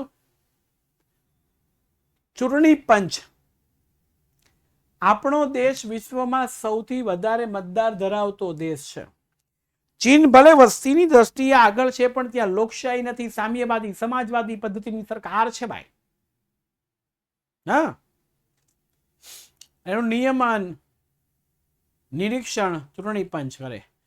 દેશની લોકશાહીને જીવંત રહે તે માટે ચૂંટણી પંચ સ્વતંત્ર, નિષ્પક્ષ, સ્વાયત્ત હોવું જોઈએ. સ્વાયત્ત એટલે સ્વતંત્ર. અને ચૂંટણી પંચની સ્વાયત્તતા જળવાઈ રહે તે માટે જરૂરી છે. આ માટે ચૂંટણી કમિશનરોની નિમણૂક કરવામાં આવે. એમાં નોકરીની શરતો હોય, હોદ્દા ઉપરથી મુક્ત કરવા કે કેમ, બંધારણમાં ચોક્કસ એની જોગવાઈઓ કરવામાં આવે છે. અને જોગવાઈ મુજબ જ એ બધું કાર્ય થતું હોય છે. હું બોલ્યો એમાં તમને ખ્યાલ આવી ગઈ કે ન આવી ગઈ? એ જોગવાઈ હોય છે, એ જોગવાઈ પ્રમાણે જ તમામ પ્રકારનું કાર્ય થતું હોય છે. અને સંસદ, રાજ્યોની વિધાનસભા, વિધાન પરિષદ, રાષ્ટ્રપ્રમુખ, ઉપરાષ્ટ્રપ્રમુખ, આ બધાની ચૂંટણી માટે જવાબદારીની સત્તા કોને આપી હોય? ચૂંટણી પંચ હોય છે એમને. અને આપણા દેશમાં ગુપ્ત ગુપ્ત મતદાન દ્વારા ચૂંટણી થાય. ચૂંટણી પંચ હોય ને, ગુપ્ત મતદાન. તમે આનો અનુભવ કરશો, મતદાન કરવા જાવ ને તો અંગત એક પેટી રાખી હોય, એમાં દેખાય નહીં તમે કોને મત આપ્યો. તે મત આપ્યો એટલું જ ખબર પડે, બરોબર છે. એટલે ગુપ્ત મતદાન રાખવામાં આવ્યું હોય છે. અને જ્યારે આમ તો વિધાનસભા સંસદની મુદત 5 વર્ષની હોય છે, પણ જો એ વિસર્જન થાય પહેલેથી સત્તાની સમય પહેલા વિસર્જન થાય તો ફરીથી ચૂંટણી કરવામાં આવે. અથવા તો સત્તા ઉપર રહેલા કોઈ વિધાનસભાના સભ્યો હોય, ધારાસભાના સભ્યો હોય કે કોઈ સભ્ય હોય ને એનું મૃત્યુ થાય કે રાજીનામું આપે તો ત્યારે જે ચૂંટણી યોજાય એને પેટા ચૂંટણી કહેવાય છે, બરોબર છે. આ પેટા ચૂંટણી કોને કહેવાય એવું 2 માર્ક્સમાં પૂછે તો તમારે આટલું છે એ લખવાનું થાય. આમાં ચૂંટણીની જાહેરાત થાય, ઉમેદવારી પત્ર ભરવાનું થાય, ચકાસણી થાય, કોઈને ઉમેદવારી પાછી ખેંચવી હોય તો એ ઉમેદવારની અંતિમ જાહેરાત થાય, બરોબર છે.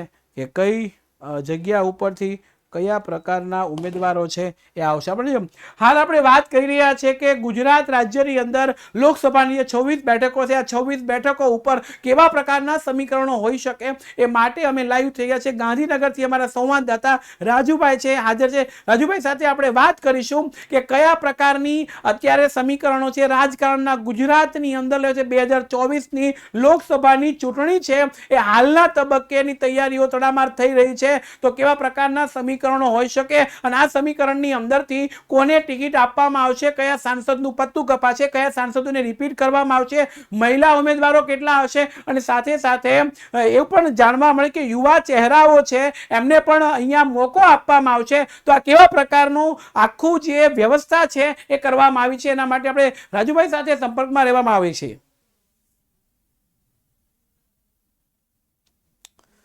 આવું આવે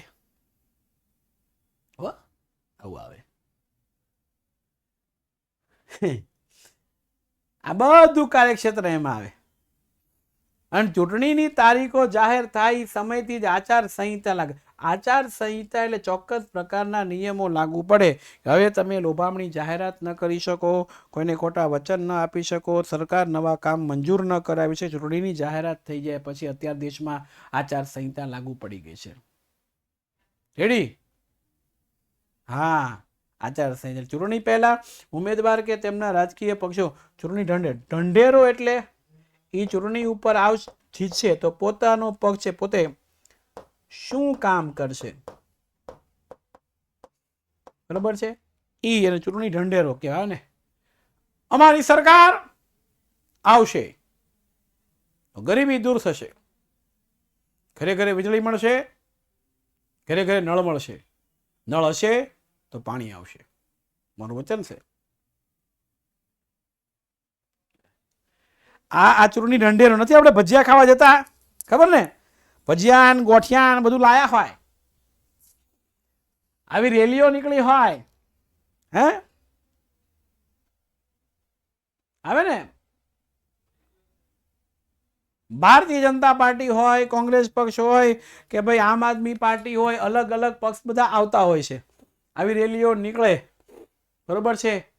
આ તારીખે મતદાન કરો, આપનું કિંમતી મત અને પવિત્ર મત ફલાણા ભાઈને આપી અપાવી વિજય બનાવવું, એમનું નિશાન છે. આવે રેડી અને બધું ચાલે. હવે જુઓ, લોકશાહીમાં ગુપ્ત મતદાનની સમજૂતી હમણાં આપણે ભણી ગયા એ જ છે. ગુપ્ત મતદાનને મહત્વ આપ્યું છે. મતદાનને તો છે જ, પણ અહીંયા ગુપ્ત મતદાનને પણ મહત્વ આપવામાં આવ્યું છે. એટલે આ સવાલ છે એ આપણને 2 ગુણની અંદર આવી શકે એવું મને લાગે છે. રેડી? એટલે આજ રાતે ગુપ્ત મતદાન તો ખબર ને, કોઈ પણ જાતનું કીધા વગર કોઈને પણ કહેવાનું નહીં, એ રીતે પોતાની જાતે નક્કી કરીને મતદાન આપવાની વાત ગુપ્ત મતદાન છે. આ હું એક બાજુ હટી જાઉં, ઈવીએમ મશીન તમને દેખાઈ રહ્યું છે. દેખાય છે ઈવીએમ મશીન?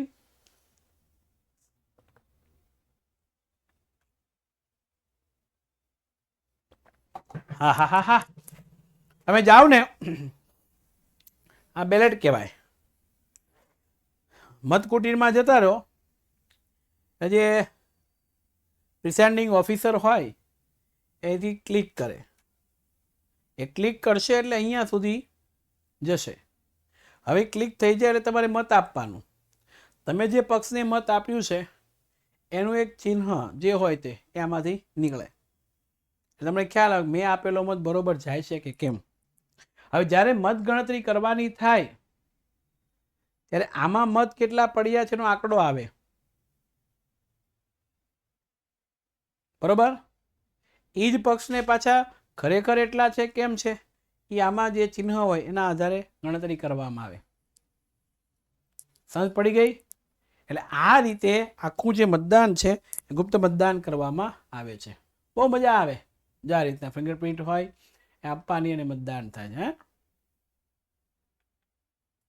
રેડી? હવે તમને ખ્યાલ આવી ગયો છે કે મતદાન કઈ રીતે કરવામાં આવે છે તે.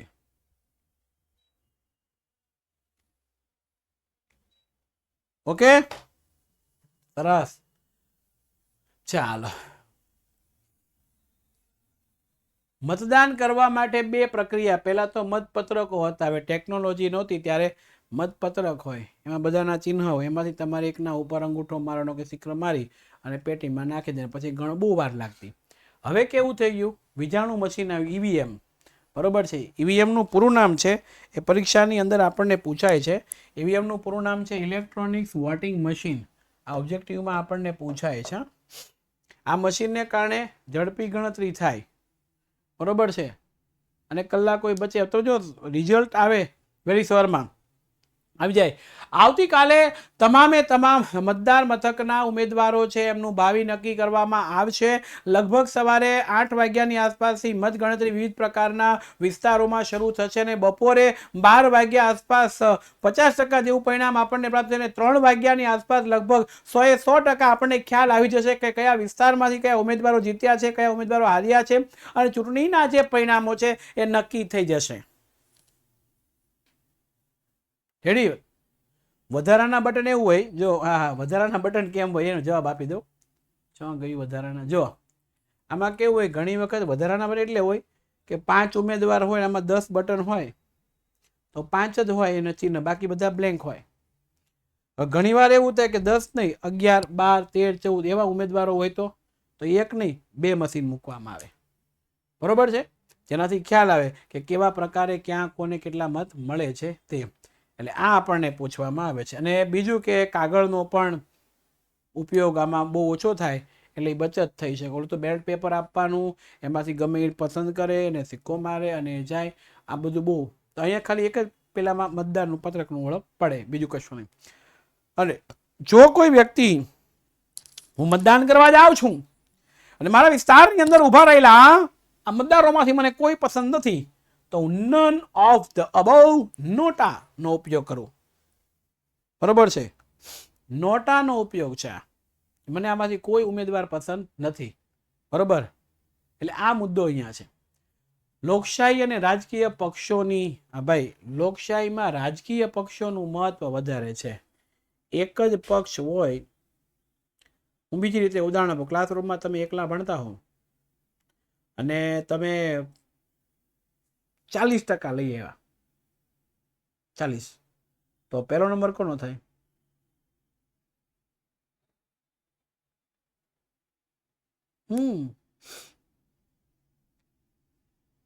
તો ચૂંટણીમાં જો એક જ વ્યક્તિ હોય તો, એક જ પક્ષ હોય તો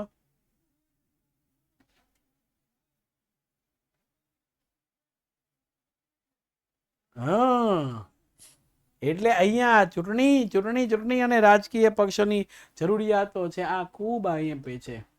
એકથી વધારે પક્ષ ન કરતો એક પક્ષ હોય તો એનું મન ફાવે એવું. એટલે ભારતમાં એ સારું. સત્તાધારી પક્ષનું મહત્વ છે અને વિરોધ પક્ષનું મહત્વ છે. મુખ્ય 3 પક્ષો છે: ભારતીય જનતા પાર્ટી, કોંગ્રેસ અને આમ આદમી પાર્ટી. બરોબર છે? આ તે હોય છે. અને આપણા દેશમાં રાષ્ટ્રીય અને આ પક્ષો આ મોસ્ટ આઈએમપી છે. તમારી એક્ઝામમાં હશે અને હશે. રાજકીય પક્ષો કોને કહેવાય અને રાષ્ટ્રીય પ્રાદેશિક પક્ષો કોને કહેવાય છે? સર 2 ઉમેદવારને એક સરખા મત થાય તો શું કરવું? 2 ઉમેદવારો હોય અને એક જ સરખા મત થાય તો એવા સંજોગોની અંદર જો માની લો કે મહાનગરપાલિકાની નગરપાલિકાની ચૂંટણી હોય, એમાં 4 જણાની પેનલ હોય. તમને ખબર છે, અમારે હમણાં સુરતની અંદર ગઈ મને ખબર, 4 જણાની પેનલ હોય, 2 સ્ત્રી 2 પુરુષ હોય. તો સરખા મત થયા હોય, ચાર જણા છે, 2 ને સરખા મત થયા હોય કે 3 ને થયા હોય કે 4 ને સરખા હોય, સત્તા ઉપર 4 આવવાના હોય, એમાં વાંધો નથી. પણ આમાં જ્યારે એક સરખા મત પડે છે ત્યારે એ ચૂંટણી ફરીથી યોજી શકાય, અથવા તો ચૂંટણી પંચ એનો કોઈ નિર્ણય પોતાની રીતે આપી શકે છે. બરોબર છે? એટલે સરખા મત માટે બરોબર છે. નોટાની નહીં, નોટાની પરિભાષા, નોટાનું પૂરું નામ આવે. નોટા એટલે શું? તો નન ઓફ ધ વે એ જે છે એ તમારે લખવાનું છે. ઓકે. પણ સરખા મત પડે ત્યારે એક્ઝેક્ટ પ્રક્રિયા શું થાય, ચૂંટણી પંચ કઈ રીતના નક્કી કરે છે, એના ઉપર આધાર રહે છે. ફરીથી ચૂંટણી એ વિસ્તારમાં યોજવી, અથવા તો ઘણી વખત કેવું થાય કે અડધું શાસન વેચી લે, 2.5 વર્ષ અમે રહીને 2.5 વર્ષ તમે રહ્યો, કાંઈક શું થાય એ પછી નક્કી થાય. બરોબર છે? અથવા તો કેવું થાય, ઉમેદવારને મત વધારે ઓછા મળ્યા છે, એક સરખા મળ્યા છે. માની લો કે હું તમને ઉદાહરણ આપું, બહુ અહીંયા લખો, 26 સીટો છે લોકસભાની. સુરતની સીટ ઉપર 1 લાખ મત કોંગ્રેસના ઉમેદવારને મળ્યા છે. આવું આપણે માનીએ, ઉદાહરણ છે, ઉદાહરણ તરીકે. અને 1 લાખ મત ભાજપના ઉમેદવારને મળ્યા છે. રેડી? હવે અહીંયા 26 સીટમાંથી 25 સીટ છે એમાં ભાજપનો વિજય થઈ ગયો છે.